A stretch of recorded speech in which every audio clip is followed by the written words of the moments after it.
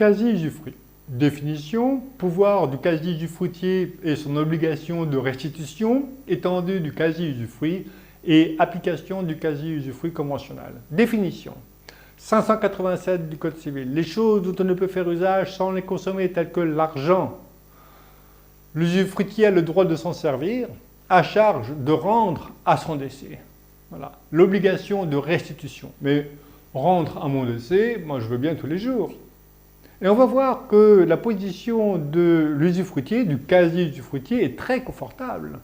Parce qu'il peut tout consommer sans avoir de compte à rendre au nu propriétaire et sans en informer le nu propriétaire. Le nu propriétaire, il pleure. Voilà. Son seul droit, ce sera éventuellement un droit de créance. Parce que l'obligation de restitution va se traduire par un droit de créance qui sera, s'il en reste, déductible de l'actif successoral. Voilà. Mais il sera en aucun cas, il n'est pas nu propriétaire. Il y aura ce qui restera éventuellement. Mais voilà. Et les liquidités qui résultent d'une situation subie relèvent, ça sans aucun doute, de quasi-usufruit. Les pouvoirs et les obligations, avec la dette de restitution, au plan juridique, le quasi-usufruitier est un quasi-propriétaire avec son obligation de restitution. Le nu propriétaire ne bénéficie que d'un droit de créance qui pourra faire valoir au décès de l'usufruitier, donc une dette déductible de l'actif successoral. Donc, situation qui peut être fragile pour le nu propriétaire. Au plan fiscal, la dette de restitution est-elle un passif déductible tant pour les droits de mutation à titre gratuit, des MTG, que pour l'impôt sur la fortune immobilière, l'IFI? Alors, pour les droits de mutation à titre gratuit, oui. Là, la doctrine et la jurisprudence le confirment. Pour l'IFI, maintenant, oui. Avant, non. Maintenant, oui. Oui, parce qu'on a un arrêt de la Cour de cassation de 2016 qui dit oui. Alors que l'administration fiscale, dans son ancienne BOFIP, elle disait non. Mais depuis la jurisprudence et donc depuis la réécriture du texte, elle ne précise rien. Et si elle ne précise rien, c'est que la dette est déductible, bien sûr, sous les conditions qui sont données par deux articles du Code général des impôts, 768 et 773. Que voici. La dette est déductible dès lors qu'elle est constatée, elle est sincère et elle existe au moment de l'ouverture de la succession.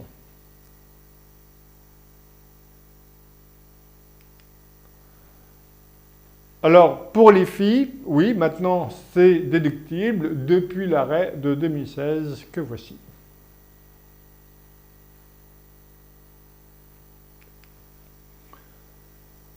On a des jurisprudences qui concernent le quasi-usufruit sur des dividendes. Je vais y revenir tout à l'heure. Donc on a un arrêt de la Cour d'appel de Paris qui dit que la créance née d'un quasi-usufruit conventionnel n'est pas déductible de la succession de l'usufruitier, mais l'arrêt a été cassé par une Cour de cassation de 2015.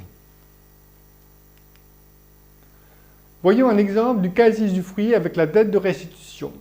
Monsieur décède et laisse son conjoint usufruitier et un enfant. Et dans la succession, il y a plusieurs comptes sur livret, qui prennent d'ailleurs fin au décès de son titulaire, avec un solde créditeur de 40 000 € qui sont laissés à la disposition du conjoint usufruitier. Madame usufruitière décède à son tour, la succession s'élève à 500 000 et la créance de restitution de 40 000 € va constituer un passif de la succession de madame. Donc, bien compris dans la succession, 500, moins dette de restitution, 40, base taxable, 460. Étendue du quasi-usufruit. On distingue le quasi-usufruit immédiat, le quasi-usufruit en cours d'usufruit et le quasi-usufruit conventionnel. Quasi-usufruit immédiat. Bien, dès lors qu'il s'exerce sur des actifs monétaires. Je prends un exemple. Un PEA. Dans le patrimoine du défunt, il y a un PEA. Il décède. Bon.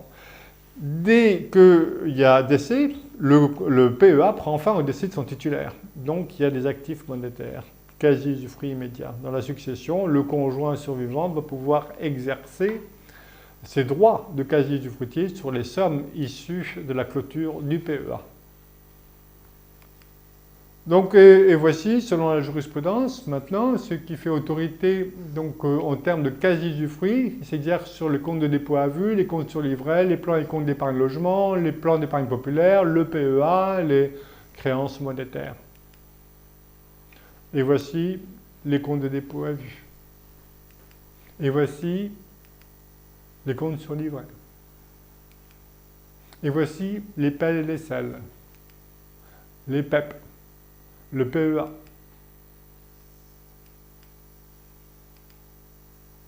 Mais en principe, la banque devrait délivrer les fonds sans poser de questions. Pas toujours le cas. Quasi-usufruit en cours d'usufruit. Il peut apparaître en cours d'usufruit, notamment lorsque le bien sur lequel porte l'usufruit est transformé en liquidité, que cette transformation ne soit pas le fait de l'usufruitier, mais résulte d'une situation subie. Sinon, on aurait affaire au quasi-usufruit conventionnel. Non, là, c'est une situation subie. Ce n'est pas l'usufruitier qui est à l'origine de la transformation du bien en actif monétaire. Exemple. Une obligation arrive à échéance, elle est remboursée. Il n'y peut rien, l'usufruitier. Eh bien, lorsque l'obligation est remboursée, il y a des actifs monétaires, il va y avoir quasi-usufruit sur les sommes d'argent. Donc, vous voyez que les pouvoirs de l'usufruitier d'une obligation, ils sont assez restreints quand même, de percevoir les revenus de l'obligation. Alors que les pouvoirs du quasi-usufruitier, c'est quand même beaucoup plus vaste, puisqu'il peut consommer toutes les liquidités issues du remboursement de l'obligation.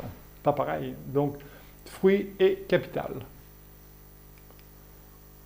Donc, le remboursement des créances, situation subie, obligation, prêt à terme, bon de caisse, compte à terme.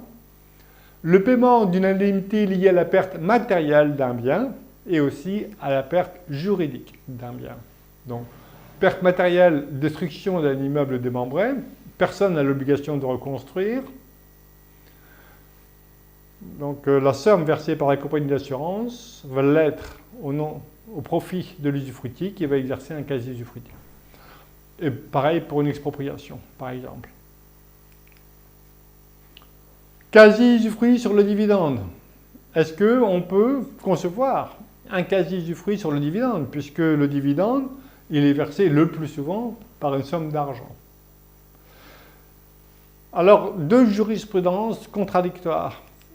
Une de la Chambre civile, très rigoureuse, non favorable, et une de la Chambre commerciale, favorable. Chambre civile, elle dit non. Quasi-usufruit, impossible. Le nu propriétaire, il a droit aux sommes prélevées sur les réserves. Il est impossible, ajoute-t-elle, d'en disposer autrement. Alors je trouve ça illégal de s'opposer comme ça à la liberté statutaire, parce qu'on peut très bien prévoir, notamment, qu'il peut s'exercer un quasi-usufruit sur une transformation subie. C'est une convention de quasi-usufruit. Donc elle interdirait, cette chambre, la Chambre civile, elle interdirait les conventions de quasi-usufruit. Or, les conventions de quasi-usufruit sont autorisées par la loi. Donc, il suffit de prévoir dans les statuts, en fait. À prévoir. Et la Chambre commerciale est beaucoup plus souple parce qu'elle dit, alors oui, c'est vrai, les sommes prélevées sur les réserves reviennent au nu propriétaire. Mais, dès lors que le dividende est versé en espèces, l'usufruitier exerce un quasi-usufruit. Alors, il vaut mieux prévoir la convention de quasi-usufruit. Ou alors, j'ai une clause statutaire. Et la dette de restitution sera déductible des droits de mutation à titre gratuit et de l'IFI également. Quasi-usufruit conventionnel. Donc, je rappelle le 587 du Code civil, les choses dont on ne peut faire usage sans les consommer comme l'argent. La question est de savoir si une convention de quasi-usufruit peut être passée sur un portefeuille de valeurs mobilières ou, par exemple, des contrats de capi, pratique assez fréquente. Non. Alors, je me souviens d'une formation assez houleuse où j'affirme que non. J'affirme, c'est pas moi qui pense, on va le voir la jurisprudence. Et qui dit « Ah, mais attendez, nous, on nous a fourni des conventions de quasi-usufruit, on applique ça à nos clients. Donc vous dites qu'on fait n'importe quoi, on est à risque. » Je dis « Moi, je ne dis rien, c'est la jurisprudence qui dit. Après, à vous de voir. » Voilà. Donc la doctrine majoritaire, elle dit oui. Une petite partie de la doctrine dit non. Moi, je dis rien. Moi, ce qui m'importe, c'est la jurisprudence. La doctrine qui dit oui, oui, possibilité d'un quasi-usufruit conventionnel. L'administration fiscale, elle dit aussi oui. L'administration fiscale, elle ne peut pas intervenir au plan civil, et d'ailleurs, on verra, elle émet une réserve. Donc oui, possibilité d'un quasi-usufruit conventionnel. Le quasi-usufruit s'applique aux biens consomptibles par le premier usage, mais on peut l'étendre aux biens fongibles, et notamment les actifs financiers. Et les tenants de cette thèse se réfèrent à une cour de cassation, une décision de 1926. Mais on va voir qu'elle oublie toutes les 6 jurisprudences, au moins les 6 que j'ai relevées, beaucoup plus récentes, qui interdisent le quasi-usufruit sur des biens fongibles. La deuxième doctrine qui dit non, elle dit on ne peut pas conventionnellement rendre consomptible ce qui ne l'est pas. Mangez-le, votre contrat de capi. C'est un peu difficile quand même. Et la jurisprudence, elle est unanime pour dire non. Les valeurs mobilières sont des biens non consomptibles par le premier usage. Et le quasi-usufruit n'est pas applicable aux titres porteurs ni aux valeurs mobilières qui ne sont pas consomptibles par le premier usage. Et derrière, je fais suivre toutes les jurisprudences qui sont citées ici, les 6 jurisprudences citées ici. Voilà, la naissance d'une convention de quasi-usufruit pourrait effet de compromettre la substance de la chose, ce qui est strictement contraire à l'article 578 du Code civil qui est d'ordre public. L'usufruitier est tenu de conserver la substance de la chose.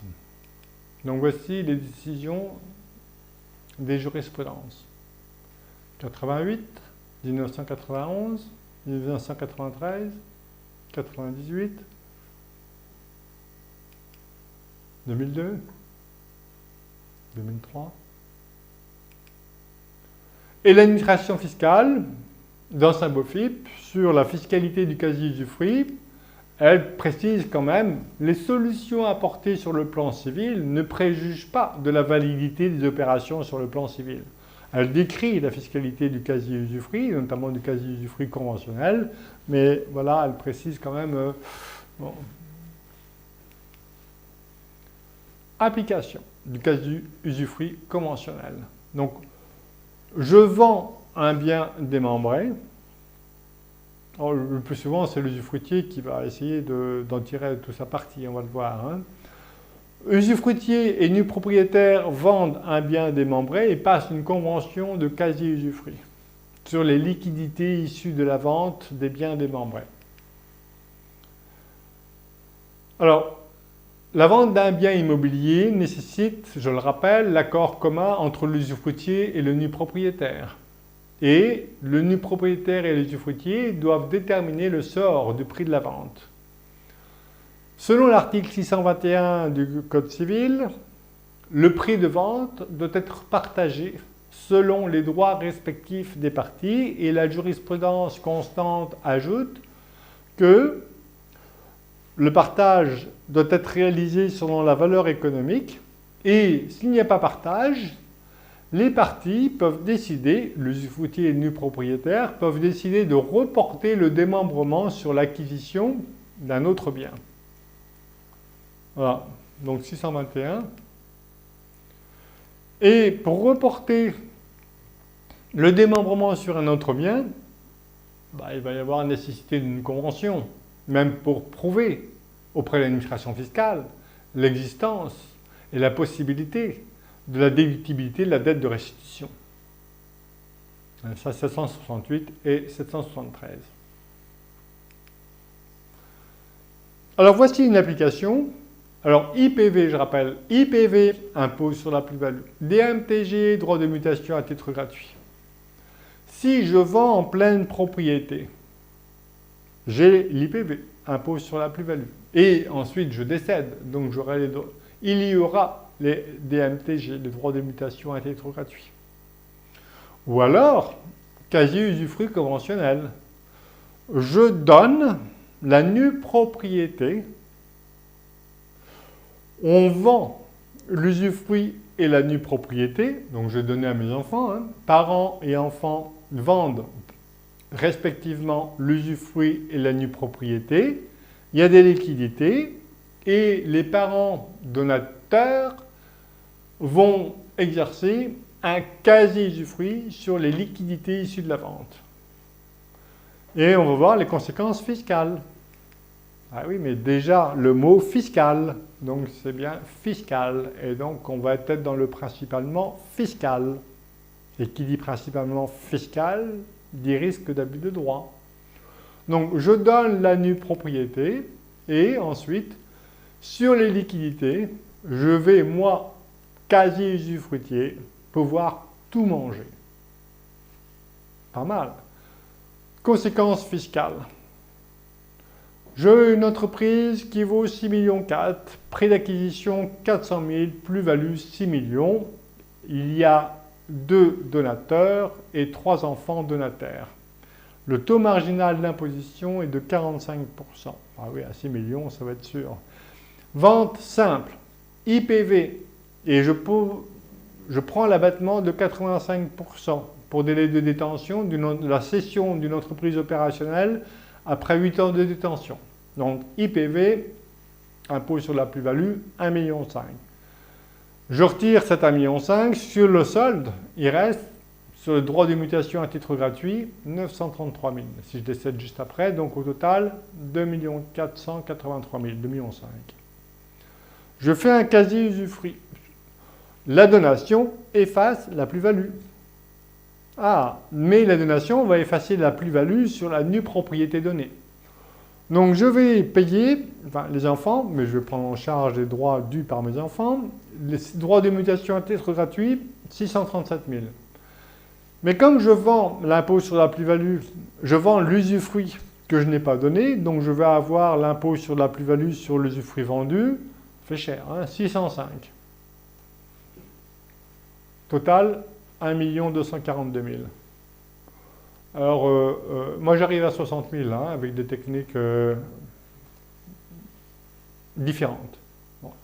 Je trouve ça cher. Mais, enfin bon, bref. Et alors, est-ce qu'il y a abus de droit? Est-ce que le but était principalement fiscal? À l'époque, est-ce qu'il était exclusivement fiscal? Et maintenant, principalement fiscal?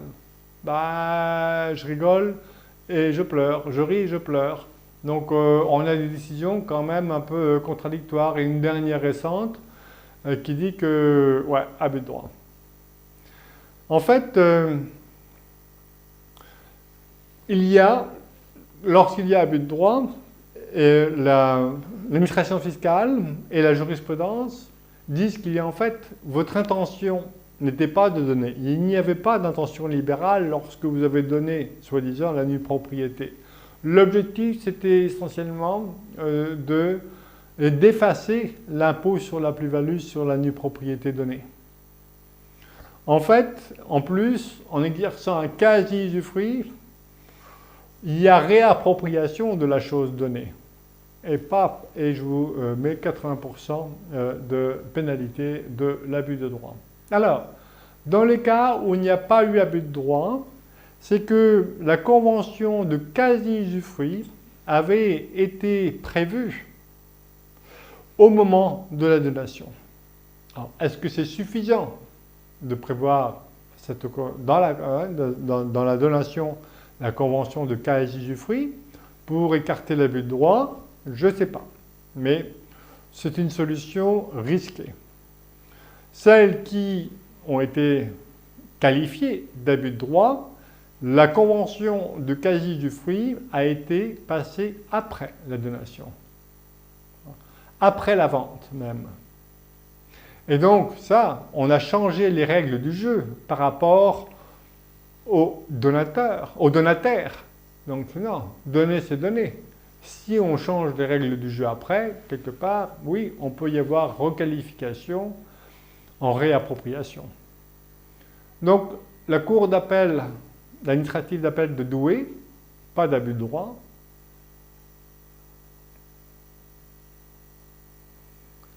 Donc, la clause d'emploi avait été prévue dans l'acte de donation. Cour d'appel de Lyon, pas d'abus de droit.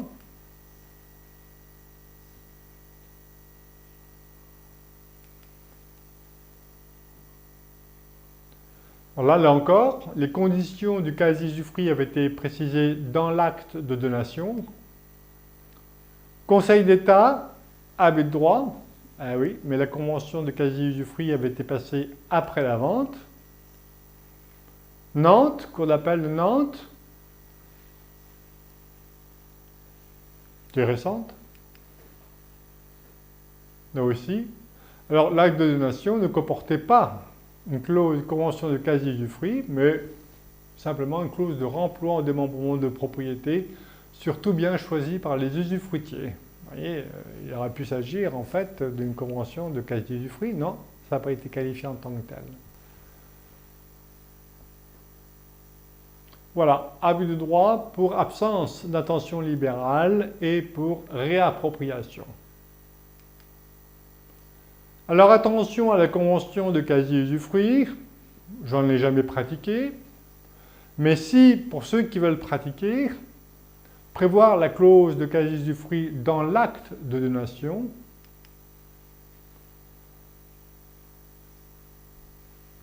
ne pas faire porter le quasi-usufruit sur la totalité des titres donnés en nue propriété, donner des titres en pleine propriété, on ne peut pas être qualifié sur l'ensemble du portefeuille de la volonté de réappropriation, respecter les termes de la donation et conclure toujours la convention d'usufruit avant la vente.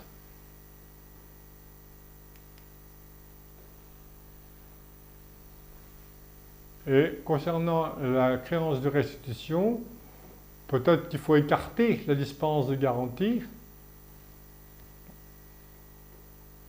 parce que là, ça marque vraiment la volonté de quasi-usufruitier de bénéficier de tous les pouvoirs et donc d'agrandir le risque de réappropriation.